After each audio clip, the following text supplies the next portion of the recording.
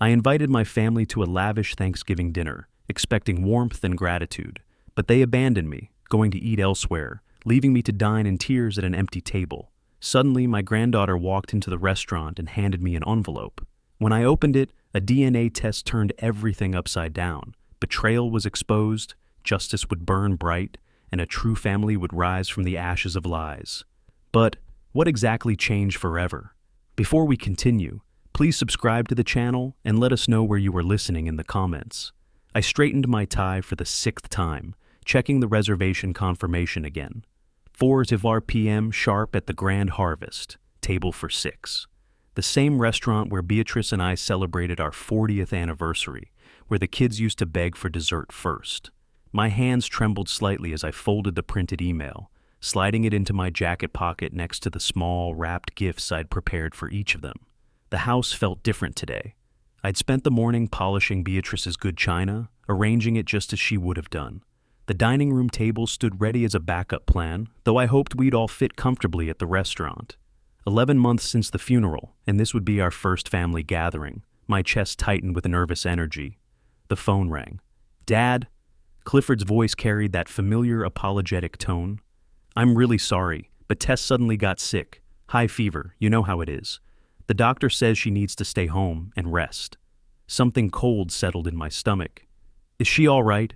Should I come over?" No, she just needs sleep. Loretta's going to stay with her. We'll have to postpone today, Dad. I'm sorry." I set the phone down slowly, staring at the family photo on the mantelpiece. Before I could process this fully, it rang again. "Dad, we have a massive crisis at work." Loretta's voice was rushed, breathless. "The Peterson account is falling apart. I can't leave the office today. I tried everything, but you know how clients can be." My pen moved across the notepad by the phone. Tess sick. Loretta work crisis. The timing felt precise, rehearsed almost. "Of course, sweetheart. Work comes first." The third call came 20 minutes later. "Dad, you're not going to believe this." Norbert's voice held just the right amount of frustration. "The car broke down right outside my house. Engine completely dead. Mechanic says he can't get here until morning."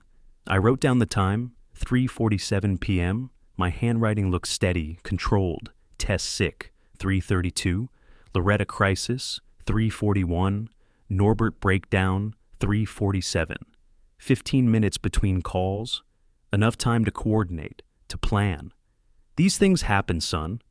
After hanging up, I studied my notes, circled the times. The excuses were too clean, too convenient. Tess, who'd been perfectly healthy when I spoke to her Tuesday. Loretta, who'd mentioned having a light workload this week. Norbert, whose car had just passed inspection. The pattern was unmistakable. They'd planned this together. I walked to the kitchen, poured myself a glass of water, and stood at the window overlooking the backyard. Beatrice's rose garden lay dormant under the November sky. She would have seen through their lies immediately. "Alvin," she'd have said, "sometimes love makes us blind to the obvious." But I wasn't blind anymore.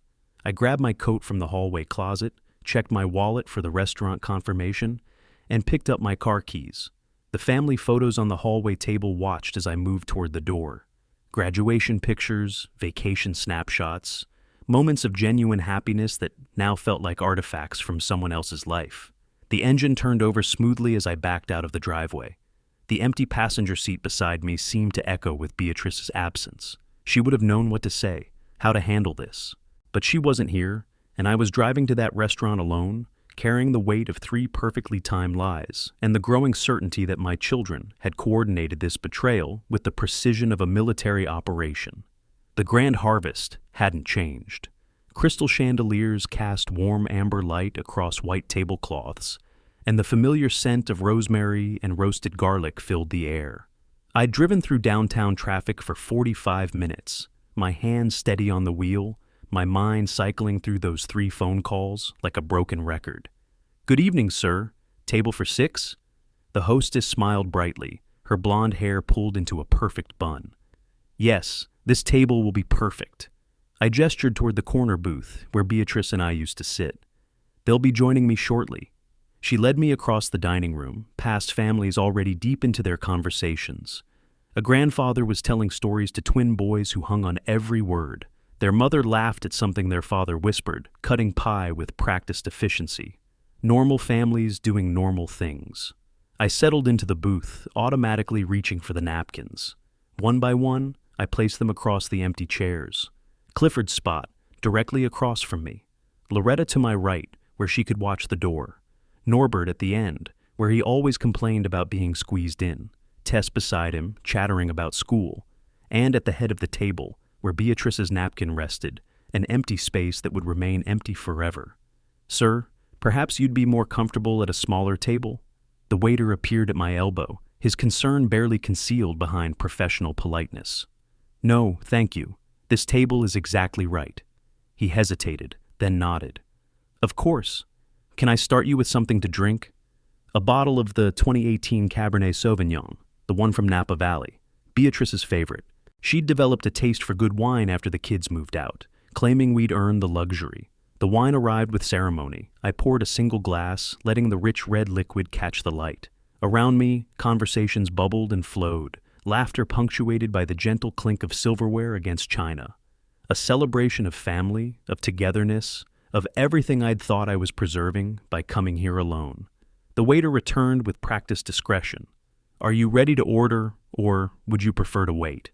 "I'll have the roasted duck, medium rare." The same dish I'd planned to order with my family surrounding me, sharing stories about their week, arguing gently about politics and sports and whose turn it was to visit next weekend. I sipped the wine slowly, methodically. Each swallow carried the weight of ritual, of maintaining dignity in the face of abandonment. A young couple at the neighboring table held hands across their meals, lost in each other's eyes. Their joy felt like a rebuke. The duck arrived perfectly prepared, garnished with seasonal vegetables, and a cranberry reduction that reminded me of Thanksgiving dinners past. I cut small bites, chewed thoughtfully, and tried to ignore the weight of 5 empty chairs pressing against my consciousness. My wallet felt heavy in my jacket pocket. Inside, behind the credit cards and cash, I kept the photos that mattered most.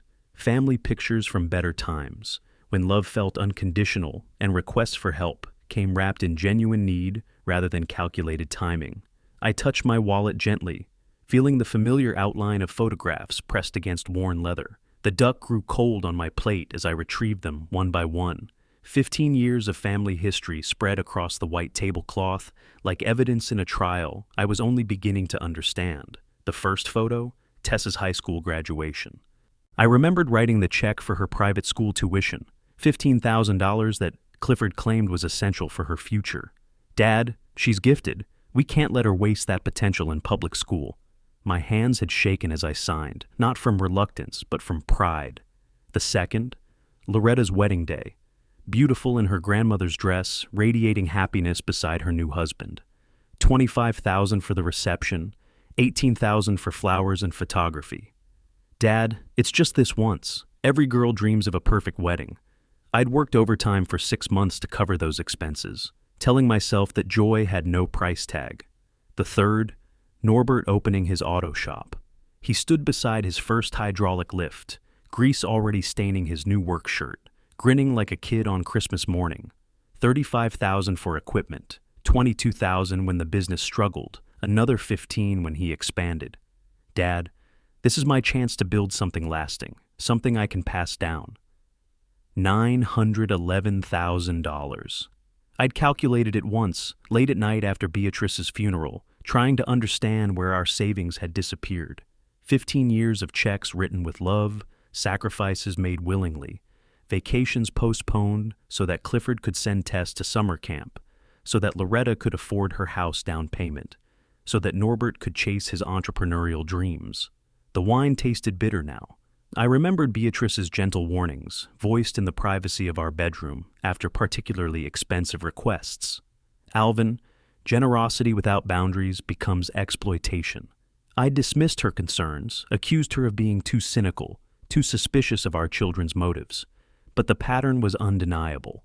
The requests always came at strategic moments, after my annual bonus, after we received insurance settlements, after stock dividends arrived. They knew my financial rhythms better than I did, timing their needs with surgical precision.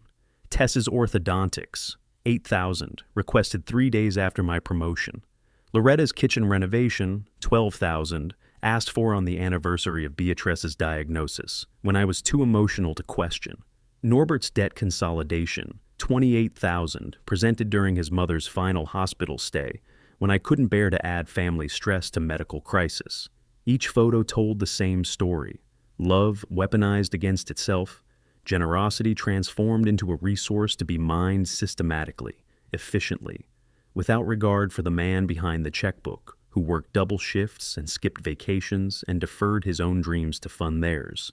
I arranged the pictures in chronological order, watching 15 years of my life reduced to a series of financial transactions disguised as family bonds. The grandfather at the neighboring table was still telling stories to his grandsons, but his joy felt like a mockery now. My fingers trembled as I carefully placed each photograph back in my wallet. As I closed it, I noticed movement across the restaurant. A young woman weaving between tables, walking directly toward me with determined steps. "Grandpa!" The voice cut through the restaurant's gentle murmur like a blade. Every head turned toward the breathless young woman rushing between tables, her dark hair disheveled, her coat still buttoned against the November cold. Tess, my granddaughter, who was supposed to be home with a fever, who had provided Clifford with his perfect excuse. She reached my table and threw her arms around my neck, her body shaking. I could feel the dampness of tears against my cheek, smell the autumn air clinging to her jacket. In her free hand, she clutched a manila envelope, official-looking documents visible through the translucent paper. "What are you doing here?" I managed, pulling back to look at her face. "Your father said you were sick. High fever, doctor's orders." "There was no fever, Grandpa." Her voice cracked with exhaustion and something else, betrayal. "There never was." The words hit like physical blows. I gripped the edge of the table, my knuckles white against the starched tablecloth. "Then how did you—" "They're all together." She slumped into Clifford's empty chair, her coat falling open to reveal formal clothes underneath. A black dress, pearls, the outfit she wore to important occasions. "At Maple and Oak, 3 blocks from here, without you." The restaurant around us had grown quieter. Other diners pretended not to watch, but I could feel their attention, their sympathy for the old man and the crying girl having what looked like a family crisis. The waiter hovered at a respectful distance, clearly unsure whether to approach. "Together?" The word felt foreign in my mouth.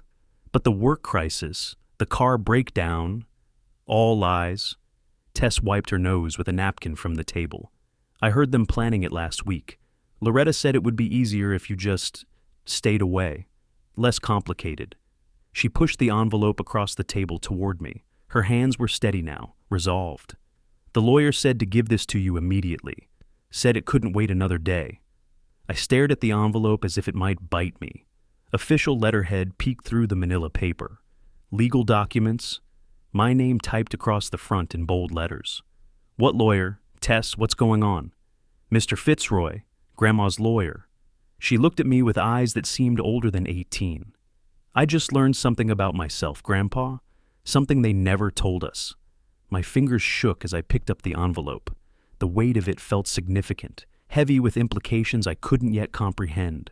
Through the translucent paper, I could see multiple documents, some thick, some thin, all bearing official seals. The first document I pulled out was unmistakable: Last Will and Testament of Beatrice Ellen Kramer. My wife's careful handwriting filled the margins, notes, and instructions in her precise script. As I unfolded it, other papers scattered across the table: bank statements, photographs, and at the bottom of the pile, a document with a familiar letterhead that made my blood run cold. DNA analysis results. I looked up at Tess, whose face had gone pale.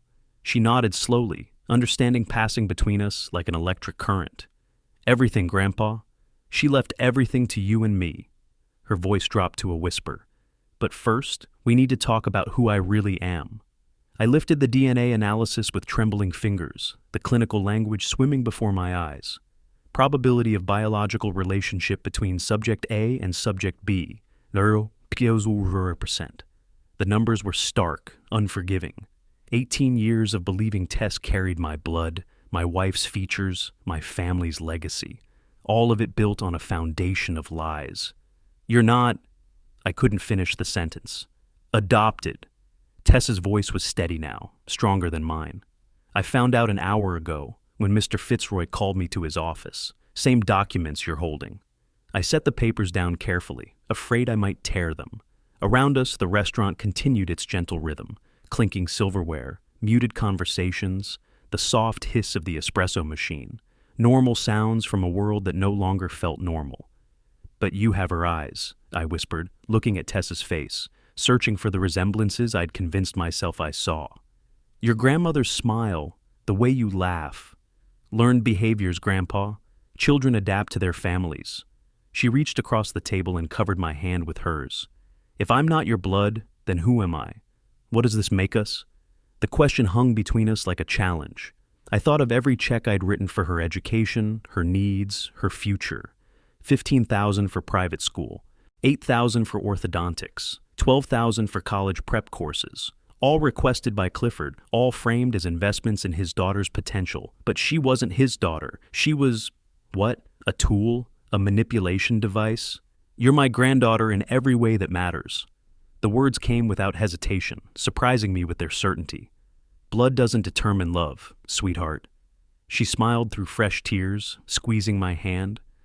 "I was hoping you'd say that." I picked up another document from the pile, a bank statement from 3 years ago. Beatrice's careful annotations filled the margins. Red ink circled dates, amounts, correlations I'd never noticed. A pattern emerged as I studied her notes. Clifford's request for Tess's school tuition, March 15th. His new Audi purchase, March 22nd, same amount. Loretta's emergency home repair loan, July 8th. Her family's European vacation photos on social media, July 15th. Identical sum. Norbert's business equipment financing, September 3rd. His boat purchase documented at the marina, September 10th. Perfect match. "They use me," Tess said quietly, reading the same patterns in the documents spread before us. "Use my existence to get money from you." "Not your existence, sweetheart." I gathered the papers into a neat pile, my movements deliberate, controlled. "They weaponized your love, used the fact that I adore you to justify their greed." Each revelation hit like a physical blow. Every sacrifice Beatrice and I had made, delayed retirement, smaller house, fewer vacations, all based on the lie that we were helping our granddaughter succeed. Instead, we'd been funding our children's lifestyle upgrades while they laughed at our gullibility. The waiter approached hesitantly. "Is everything all right? Can I get you anything?" I looked at my watch. 7:45 p.m. The offices would be closed, but tomorrow we would get answers. "We need to see a lawyer," I said to Tess, loud enough for the waiter to hear. "First thing tomorrow morning." Coffee steam rose from my cup, untouched and growing cold. I'd been awake since 4 a.m., staring at Beatrice's photograph on the nightstand, trying to reconcile the wife I thought I knew with the strategic planner these documents revealed. Tess had arrived at 7, hollow-eyed but determined, carrying a manila folder thick with papers we'd barely begun to process. The elevator climbed to the 15th floor of the merchandise mart, each floor bringing us closer to answers I wasn't sure I wanted to hear. Walter Fitzroy's law office occupied a corner suite with panoramic views of the Chicago River, all mahogany furniture and leather-bound legal volumes that spoke of old money and older secrets. "Mr. Kramer, Miss Tess." Walter rose from behind an imposing desk, his silver hair perfectly groomed despite the early hour. "Thank you for coming so promptly." He led us to a conference table where 3 separate files waited, each labeled with a familiar name: Clifford, Loretta, Norbert. The thickness of each file suggested years of careful documentation. "Your wife was a very prescient woman, Mr. Kramer." Walter opened the first file, revealing photographs, bank statements, and detailed timelines written in Beatrice's methodical handwriting. "She began collecting evidence 3 years ago." I stared at the evidence spread before us. Bank statements showed the pattern Tess and I had glimpsed the night before, but these were comprehensive, detailed, damning. Every request from my children correlated with luxury purchases within days of receiving my money. "She knew?" My voice came out hoarse. "All this time, she knew?" "She suspected initially, but documentation doesn't lie." Walter pulled out a photograph. Clifford standing beside a new Range Rover. His Facebook post dated 1 week after I'd written a check for Tess's emergency medical expenses. Your wife was systematic in her approach. Tess leaned forward, studying a timeline that detailed 15 years of coordinated deception. How long had this been going on? According to these records, the systematic exploitation began shortly after Tess joined your family. Walter's professional demeanor couldn't quite hide his distaste for what the documents revealed. They learned early that mentioning her needs was the most effective way to access your resources. Another photograph. Loretta's kitchen renovation, gleaming granite countertops, and custom cabinetry completed the same month I'd given her money for what she claimed were emergency medical bills for her children. A third image, Norbert's new boat, a sleek 30-footer moored at Belmont Harbor, purchased within days of receiving his business equipment loan. $911,000 over 15 years, Walter continued, consulting Beatrice's ledger. Your wife calculated every fraudulent request, every false emergency, every manufactured crisis designed to exploit your generosity. The conference room felt smaller with each revelation. Through the floor-to-ceiling windows, Chicago sprawled beneath us. Normal people living normal lives, while mine crumbled into carefully documented evidence of systematic betrayal. This represents financial elder abuse on a massive scale, Walter said, his professional assessment cutting through the emotional weight. Your wife understood that and prepared accordingly. I touched the edge of Tess's adoption papers, still processing the previous night's revelations alongside these new horrors. What did she want us to do with this information? Walter reached for a separate file, thicker than the others, labeled in Beatrice's careful script, Protection Protocol. Your wife anticipated their next moves as well. Walter opened the thick file labeled Protection Protocol, with the reverence of a curator handling ancient manuscripts. The binding creaked softly, revealing pages of meticulous planning that spoke to Beatrice's methodical mind. But first, he turned to Tess with professional interest. Before we examine your wife's countermeasures, I need Tess to describe exactly what happened during the will reading yesterday, Walter said, adjusting his glasses. Your testimony will be crucial if legal challenges arise. Tess straightened in her chair, her hands folded precisely in her lap. They arrived together, which was unusual. Dad, Aunt Loretta, and Uncle Norbert. They never coordinate like that, unless it's something big. She painted the scene with startling clarity. The sterile conference room, 2 floors below this one, the children's confident entrance, their assumption that the will would distribute assets equally among them. I watched her face as she recalled their body language, their positioning around the table like generals planning a campaign. When Mr. Fitzroy read the terms, Dad's face went completely red, Tess continued, her voice steady despite the weight of betraying her father's trust. Aunt Loretta made this sharp little gasp, like someone had slapped her. Uncle Norbert just dropped his pen. It clattered on the table.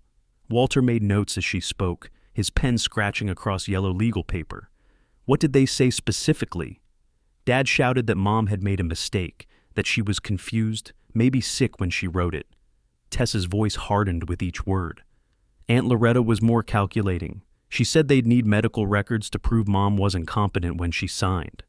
The words hit like physical blows. My children, discussing their mother's mental capacity as if she were a problem to be solved, rather than a woman who'd loved them unconditionally for decades.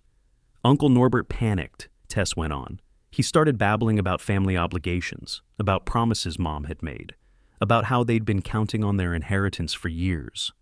And what did they assume about your position? Walter asked. Tess glanced at me, her expression apologetic. They assumed I'd support them. Because I was family. Because I was Dad's daughter. She paused, the weight of that lie settling between us again. They thought blood would trump loyalty. Walter nodded gravely. Did they discuss specific plans? I pretended to use the restroom, but I listened outside the door, Tess admitted, her cheeks flushing. They were whispering, but Uncle Norbert was desperate. He said they couldn't wait months for probate, that they needed to move fast. My hands clenched into fists as she continued. They want to hire a psychiatrist to evaluate your mental state, Grandpa. Make it look like you can't handle your own affairs. Dad said it would be easy to prove. They'd been setting up the narrative for years. The pieces clicked into place with sickening clarity. The repeated explanations of simple concepts. the loud voices, as if I couldn't hear, the dismissive comments about my confusion in front of witnesses. They'd been building their case for years, creating a public impression of cognitive decline that existed nowhere except in their calculated performances. Walter reached for the protection protocol file, his expression grim but satisfied. Your wife anticipated exactly this scenario. The document Walter placed before us resembled a military operations manual more than a legal filing. 15 pages of bound text, meticulously organized with tabs, cross-references, and legal citations that demonstrated hours of careful research. Beatrice's handwriting filled the margins, dates, updates, refinements that showed this wasn't a single moment of inspiration, but years of strategic development. Your wife began developing this protocol 3 years ago, Walter explained, turning to the first section. She titled it Defensive Parenting, Protecting Against Adult Children's Financial Manipulation. The section headers read like chapters in a warfare handbook: Competency Challenge Protocol, Asset Protection Measures, Character Witness Preparation, Evidence Documentation Standards. I stared at my wife's methodical preparation, amazed by the depth of her foresight. She documented every family gathering for the past 3 years, Walter continued, opening to a section thick with photographs and transcripts. Notice the patterns she identified. The evidence was devastating in its thoroughness.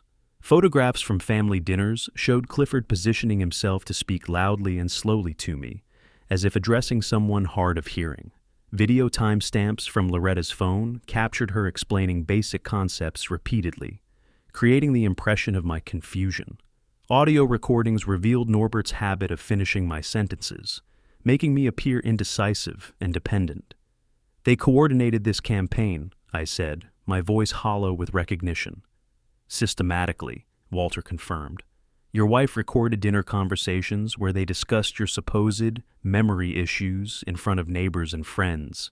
She documented phone calls where they spoke about your declining capacity to mutual acquaintances. He turned to another section revealing the most damning evidence: transcripts of private conversations between the children, recorded when they thought they were alone in my house during family visits. Their casual discussions of my expected inheritance timeline, their calculations of asset distribution, their impatient references to waiting for my natural decline. This brings us to the legal countermeasures, Walter said, flipping to Section 7, the centerpiece of the protection protocol. The language was clear and unforgiving. Any beneficiary who attempted to declare the testator mentally incompetent would automatically forfeit all rights to inheritance. Complete disinheritance, immediate and irreversible. She built additional safeguards, Walter continued. An independent psychiatric evaluation of you, conducted 6 months ago and updated quarterly. Witness statements from neighbors, doctors, and business associates testifying to your continued mental acuity. Financial records demonstrating your sharp management of investments and property. I remembered those appointments now, routine checkups that seemed more thorough than necessary, conversations with longtime neighbors that felt oddly formal, meetings with my financial advisor that included unusual documentation procedures. Beatrice had orchestrated it all while I remained oblivious. The beauty of this system, Walter said with professional admiration, is that it turns their strategy against them. Every attempt to prove incompetence triggers automatic forfeiture. They can't challenge the will without losing everything they're fighting for. He reached into the final section of the file, his hand resting on an envelope marked with familiar handwriting. But perhaps the most important document is this personal letter she left for you. The envelope felt heavier than paper should, weighted with the gravity of final words from the woman who'd shared 43 years of my life. Walter handled it with respectful ceremony, recognizing the sacred nature of this posthumous communication. The cream-colored stationery bore Beatrice's careful script. Personal, for Alvin's eyes, when truth emerges. My hands trembled as I recognized her handwriting, the familiar slant of letters that had written grocery lists, birthday cards, and love notes throughout our marriage. A faint trace of lavender perfume still clung to the paper, carrying me back to mornings when she'd kiss my cheek before I left for work. Tess and Walter sat quietly as I opened the envelope, understanding that this moment belonged to marriage itself, to the private conversation between husband and wife that transcends death. My dearest Alvin, the letter began. If you're reading this, the truth has finally emerged about our children's systematic deception. I know your heart is breaking, as mine broke when I first discovered their coordinated manipulation. Her voice seemed to speak directly from the page, addressing the exact pain I felt, acknowledging the devastation of parental betrayal with the precision of someone who'd experienced it firsthand. For 3 years, I watched them exploit your generous heart while I remained silent, choosing family peace over truth. That silence was my greatest failure as your wife and your partner. You deserve to know, but I feared the knowledge would destroy the loving father you've always been. I paused, wiping tears that came without warning. She'd known. All those years of watching me write checks, make sacrifices, rearrange our retirement plans, she'd known and carried that burden alone. You gave them everything because you loved them unconditionally, the letter continued. They took everything because they felt entitled to your sacrifice. This difference reveals everything about character, yours and theirs. The next section addressed Tess specifically, explaining the education and fund Beatrice had established separately from the main inheritance. $150,000, protected from family manipulation, accessible only if Tess maintained her relationship with me. Love creates family, not biology, Beatrice had written. Tess earned this support through her genuine heart and loyal character. She is our granddaughter in every way that matters. The letter's final paragraphs focused on my future, on reclaiming life from obligation and guilt. Reclaim your independence, my darling. Travel to places we always planned to visit.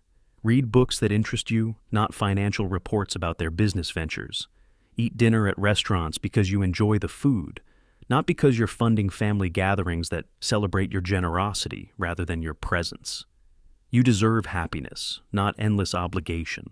You deserve relationships based on mutual affection, not financial dependency.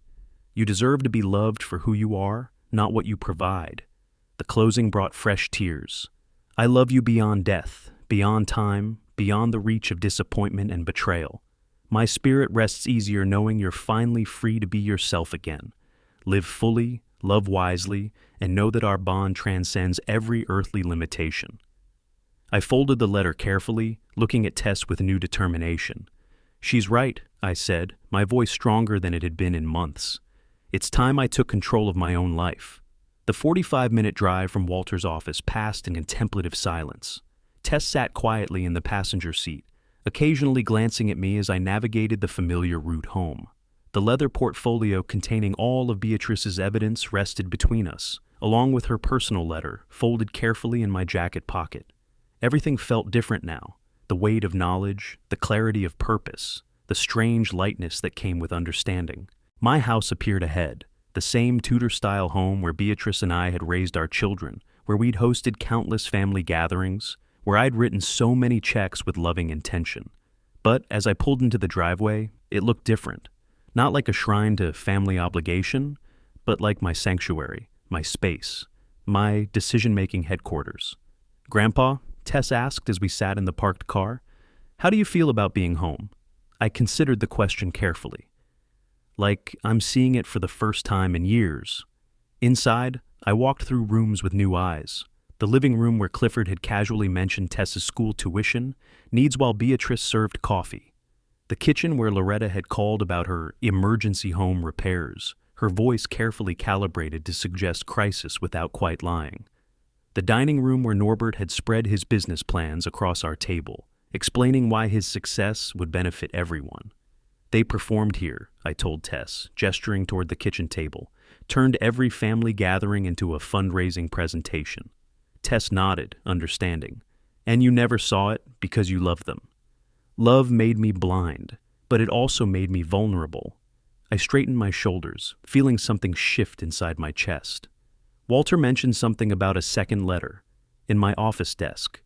My home office occupied a small room off the living room, filled with engineering textbooks, family photographs, and the organized chaos of a methodical mind. Afternoon sunlight streamed through the windows, illuminating dust motes that danced in the warm air. This space had always been mine alone, the one room where I could think without interruption. Tess helped me search through the left desk drawer, moving aside tax documents and insurance papers until her fingers found a sealed envelope tucked behind a manila folder. "For my warrior" was written across the front in Beatrice's distinctive handwriting.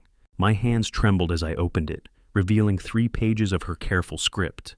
"My dearest warrior," it began, "if you're reading this in your office, you've already taken the hardest step, accepting the truth about our children's betrayal. Now comes the part that requires your engineering mind and your inner strength." The tone was different from her first letter, more direct, more commanding. She addressed my gentle nature, but called forth qualities I'd forgotten I possessed. "Stop enabling their cruelty, my love. You deserve respect, not exploitation. You've spent 15 years solving their financial problems. Now solve the problem of their manipulation." Her words continued with specific guidance. "Return to life, my darling. You are stronger than you know. Stop apologizing for their greed. Start celebrating your generosity as the gift it was, not the weakness they made it seem." The letter's ending brought tears to my eyes. "I'll be watching proudly as you reclaim your life. Show them, and yourself, who Alvin Kramer really is." I folded the letter carefully, looking at Tess with new determination. "She's right," I said, my voice carrying a strength that surprised me. "It's time I stopped being their victim and became their teacher." Tess smiled, seeing something in my expression that hadn't been there an hour ago. "Help me prepare for 3 very important phone calls." An hour of preparation had transformed my kitchen into a command center.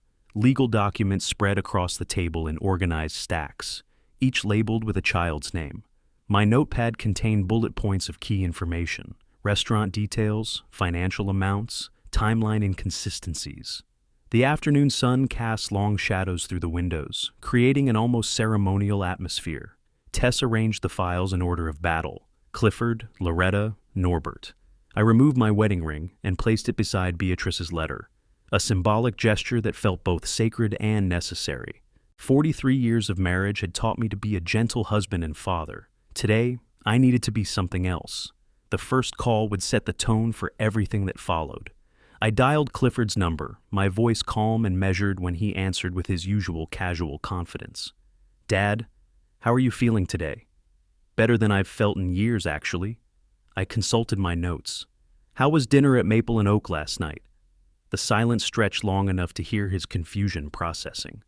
What do you mean? We were with Tess, remember? She was sick." Interesting how quickly she recovered. Must have been miraculous, considering she was dining with you at 7:30. I kept my tone conversational, almost friendly. "Table near the window, I believe." His stammering attempts to maintain the lie became increasingly desperate. "Dad, I think you're confused. Tess had a fever. We stayed home." 18 years, Clifford." My voice hardened. 18 years of using an adopted child to manipulate money from her grandfather. $911,000 stolen through systematic emotional abuse. The explosion of denials, threats, and pleading that followed left me unmoved. This man had weaponized my love for a granddaughter who wasn't even his biological child, turning my generosity into his personal ATM while building a narrative of my declining competence. "Don't contact me again," I said with finality. "You're no longer my son." Loretta's call began with her characteristic calculation. "Dad, we need to discuss some family concerns." "Let's discuss your work crisis from yesterday." I interrupted smoothly. "I hope it didn't interfere with your steak dinner." Her coldness cracked when confronted with specific evidence of coordination. She tried shifting blame to her brothers, claiming innocence in their schemes. But the financial records told a different story. Every vacation, every renovation, every luxury purchase timed perfectly with my generosity. 15 years of lies, I repeated my refrain. It ends today. Norbert's call revealed his deepest desperation. His voice cracked when I demolished his car repair excuse with precise timeline inconsistencies. "Dad, please, I have kids of my own to think about. You should have thought about them before stealing from their grandfather." His emotional breakdown included threats to declare me incompetent, exactly as Beatrice's protocol had predicted. "We'll prove you can't handle your own affairs. You're confused, manipulated." "Try it," I said quietly. "Walter Fitzroy is expecting your call." Each conversation ended with the same finality. Relationship terminated, contact forbidden, consequences accepted. 15 years of accumulated frustration released in 3 methodical conversations, that changed everything. As I hung up from Norbert's call, the phone immediately rang again. Clifford's name appeared on the caller ID. I looked at Tess, who had witnessed this systematic dismantling of family pretense with growing admiration. "Let it ring," I said calmly. "They've lost the right to my attention." Morning sunlight streamed through my kitchen windows, illuminating the breakfast table set for two. The coffee maker gurgled its familiar rhythm, while Tess arranged fresh flowers she'd picked from Beatrice's garden, purple asters that had survived the November frost. The house felt peaceful in a way I hadn't experienced in years. Last evening had passed with constant phone calls that we'd ignored completely. 27 missed calls, 18 voice messages, and countless text messages that grew increasingly frantic as the hours passed. Tess and I had cooked dinner together instead, her grandmother's recipe for beef stew, while the phone rang uselessly in the background. For the first time since Beatrice's funeral, I'd slept deeply and dreamlessly. "They won't stop calling," Tess said, glancing at her buzzing phone as she poured coffee into our cups. "Let them call. We have each other, and that's enough." She read aloud from her screen. "Dad says they just want to explain everything.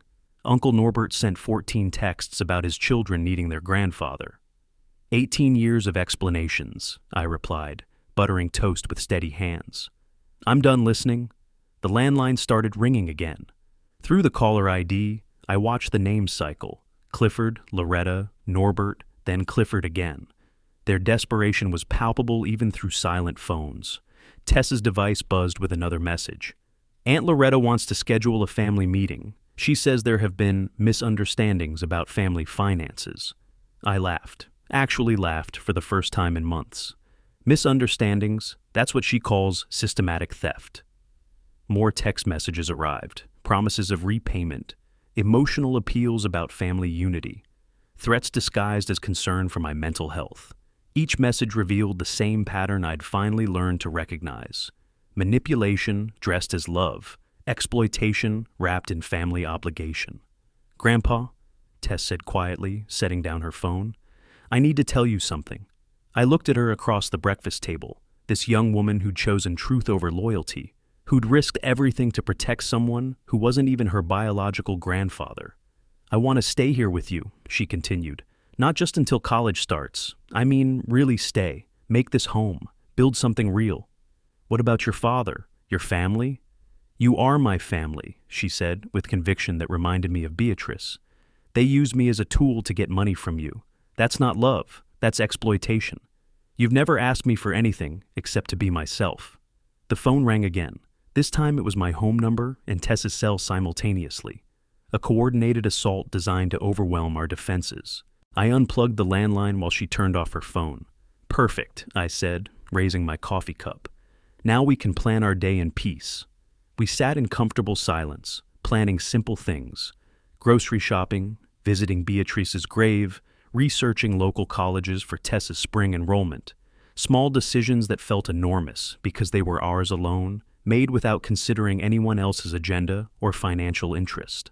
Through the window, neighbors walked their dogs and children played in yards, normal family life continuing all around us. I realized that's what I wanted now, normal days filled with genuine affection rather than calculated manipulation. "Ready to start over?" Tess asked, collecting our breakfast dishes. I nodded, feeling lighter than I had in 15 years. "Ready? If you like this story, please like this video, subscribe to the channel, and share your impressions of this story in the comments. To listen to the next story, click on the box on the left. Thank you for watching.